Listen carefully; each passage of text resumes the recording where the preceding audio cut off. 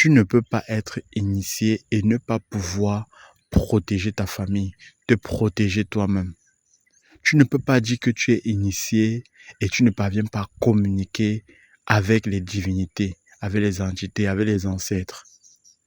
Un homme spirituel, je dis bien homme avec grand H, que ce soit femme ou homme, qui se dit initié, doit avoir les capacités de pouvoir communiquer avec le monde invisible en tout moment et en tout lieu.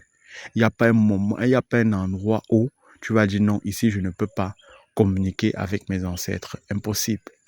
Tu dois pouvoir communiquer avec tes ancêtres partout où tu te trouves. Que tu sois en Europe, en Occident, tes ancêtres sont certainement en Afrique. Ça, c'est psychologique. Mais en tant qu'initié, tes ancêtres doivent être partout avec toi. Peu importe où tu te trouves. Être initié, c'est-à-dire, on t'a enseigné comment interpréter les signes. Parce que parfois, la communication vient des signes. On t'envoie des signes, tu interprètes et tu décryptes le message qu'on a envoyé à travers ce signe. Tu ne peux pas marcher là, tu sors là, on t'envoie un signe, ça t'échappe. 2 jours après, malheur te frappe, tu dis « Oh, j'avais pourtant bien vu, mais je n'ai pas prêté attention. » Non, ça veut dire que tu n'es pas initié. Tu es peut-être en voie d'initiation naturelle, mais tu n'es pas initié. Se lever et se proclamer initié, c'est celui-là dont rien de spirituel ne l'échappe. Quelque chose de naturel peut encore t'échapper parce que c'est physique. Ce n'est pas surnaturel, c'est physique. Ça peut encore t'échapper, mais tout ce qui est mystique, spirituel ne doit pas t'échapper. Donc, si tu veux avoir cette capacité de pouvoir te protéger, protéger tes enfants, protéger les êtres qui te sont chers, tu dois t'initier. Si tu ne veux plus dépendre des personnes qui se disent initiées, parce qu'il y a beaucoup là qui se proclament être initiés alors qu'ils ne sont pas initiés. Ok?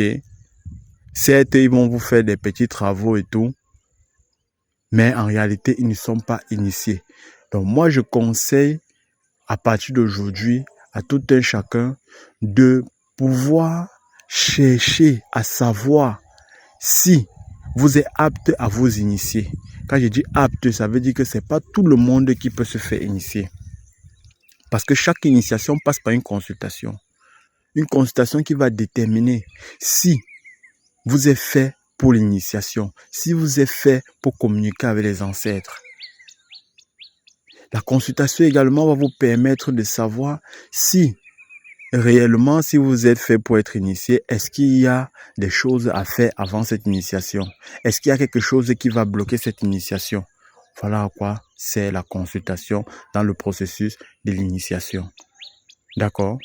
Maintenant, s'il arrive que au cours de la consultation, on détermine que vous ne pouvez pas être initié, ça peut être dû au fait que vous avez fait du mal à la nature.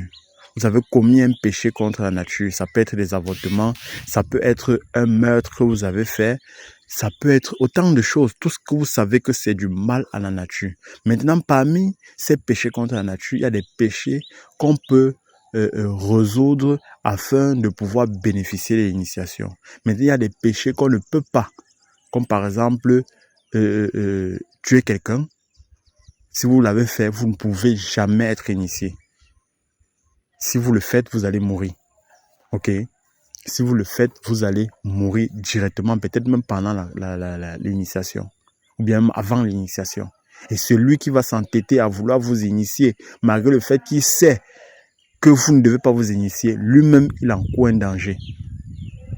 L'initiation est très bien, mais faut-il encore savoir si vous êtes apte à l'initiation, se rassurer que vous n'avez commis aucun péché contre la nature.